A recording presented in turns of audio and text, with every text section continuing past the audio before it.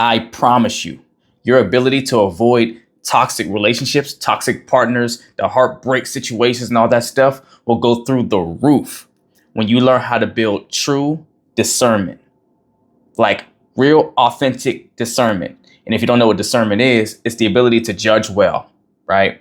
But it's the ability to judge well based off of the unknown, the things you don't really see, you haven't really gotten full, information on, but you're able to make a sound decision to avoid a circumstance that might turn into you finding out the hard way, right?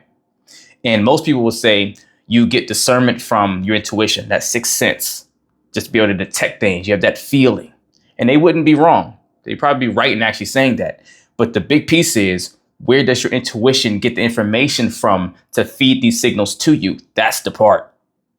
And the quick answer is, your intuition gets fed all of its resources, if you will, to let you know when something's not making sense in a relationship from all the small details and the little nuances, all compiled together that your subconscious mind is picking up on as you're looking at things, seeing things, and hearing things being said and come to conclusions as to what that means. And it's putting together as information. And then it sounds off for you whenever the right things come up. And it's like, hey, we need to look out for this. Right. So really, it comes from your ability to train yourself to know what the small signs mean on a deeper level, and the repetition of that being worked into you, into your subconscious, to where whenever you see certain things, it already triggers what you know is going to be the most likely outcome from that circumstance. So you can avoid people that are not going to be good for you, that are going to bring drama to your life, all that stuff. Now, the question someone would ask is, well, how do you build true discernment?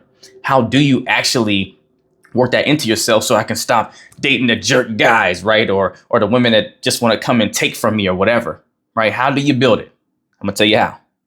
So the first thing is, you have to start making sound decisions on what is serving for you and what is not right or wrong, right? See, people get themselves all confused by saying, yeah, this is right and this is wrong. Well, that's always a matter of opinion. The only thing you should ever answer for yourself is what I'm thinking, what I'm doing, how I'm seeing this serving me? Is whatever's happening around me serving me? And what's the difference in that versus right and wrong? Well, where one side is opinionated, when we talk about, well, is this serving me? It means, is it positive for me? Is it healthy? Does it feed my spirit? Is it growth oriented? Does it build me up? If I can't check a yes mark to all 5 of those areas, it's not serving me, which means it must go. Because if it doesn't serve you, that means it doesn't feed your growth. It doesn't feed what's good for your spirit. It doesn't feed what's healthy for you. Then it must be cut out of your life, right? So your job is to get clear on what is and what are all the things that are serving for me, around me, in my world, in my life. What does that look like? And then here's the piece where you start to make it fail proof, to where you start building that true discernment. Then you need to write down all those things and put down why they serve you or do not. So obviously you only want to put down things that do serve you. And if it serves you, put down why it serves you. What's significant in it? What will happen if this thing happens, or if these things happen, if I'm in this environment, whatever, to where it serves me, to where it's positive, healthy, feeds my spirit, growth oriented, builds me up, right? How will it do that? And then you write down the things that are not. What are the things that do not serve me and why they don't serve me? Why, if these things happen, this situation comes along, if it goes about this way, if this person does this, if I do that or whatever, it's going to get me the negative. It's not going to check a yes mark to all those areas. That becomes your template for what is serving you and what doesn't. Then your next step is the things that serve you. What are you going to do to breathe life into them? What do I need to do to make sure that I develop a life around myself and for myself that honors the things that serve me, so I can make a practice and a habit, make it my regular routine until it becomes me to do these things. And then on the side of the things that don't serve you, what do I need to do? What boundaries need to be put in place?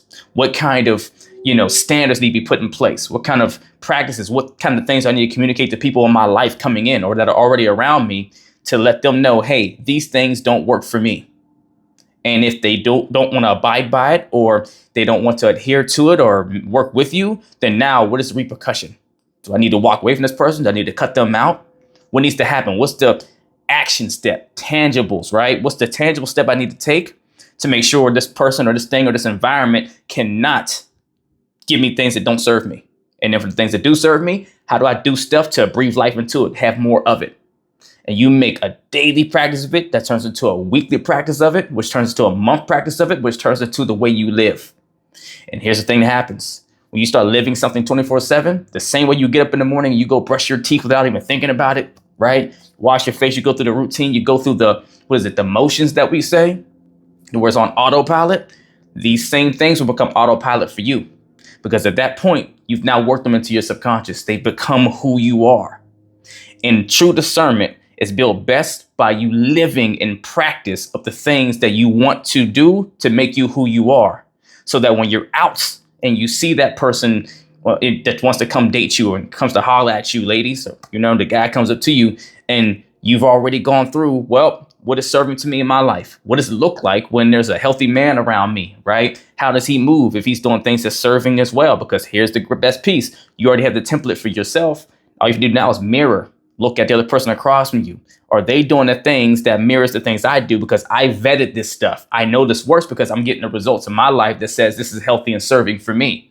So I'm not seeing the similar signs in him or even a man to a woman, and vice versa. I'm not seeing the similar signs in her.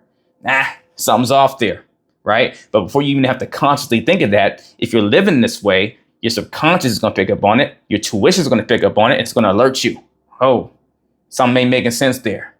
And you'll way sooner turn the other direction and say, nah, I think I'll leave that be. Leave that alone. Go the other way. Go the other direction because you have true discernment. Right? Fires off without you needing to actually consciously have to do things because you've been putting the work in.